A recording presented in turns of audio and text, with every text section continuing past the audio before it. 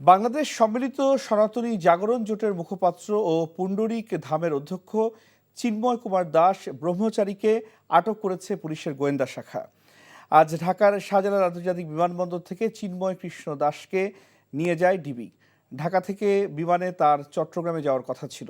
বাংলাদেশ সনাতন জাগরণ মঞ্চ গত 25 অক্টোবর চট্টগ্রামে সমাবেশ করে আলোচনায় আসে। চিন্ময় কৃষ্ণ দাস ওই মঞ্চের মুখপাত্র। ওই সমাবেশের পরপরই চিন্ময় কৃষ্ণ দাসের বিরুদ্ধে জাতীয় পতাকা অবমাননার অভিযোগ এনে চট্টগ্রামে একটি রাষ্ট্রদ্রোহের মামলা করেন বহিষ্কৃত বিএনপি নেতা ফিরোজ খান।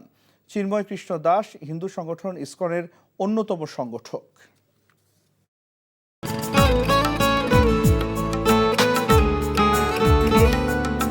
আপনার নামটা?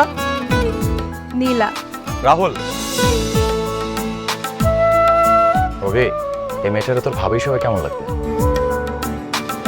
আপনাকে না বলছে আমাকে ফলো না করতে? ফলো কেন করতেছিলেন? আপনাকে দেখতে ইচ্ছে করে আমার, আপনার সাথে কথা বলতে ইচ্ছে করে। আমি কি করবো ঠিক বুঝতে পারছি না। ওরে বাবা, ওই মেয়ে, অথচ তারে তুমি চিনো না? হ্যাঁ, কি মায়ায় তাকাও তুমি, একটু দেখে চোখের খেয়াল, তোমায় দেখার তৃষ্ণা ভীষণ। ভালোবাসায় বুঝি দেনা পাওনা থাকে? অবশ্যই থাকি, ভালোবাসা সবকিছু থাকে।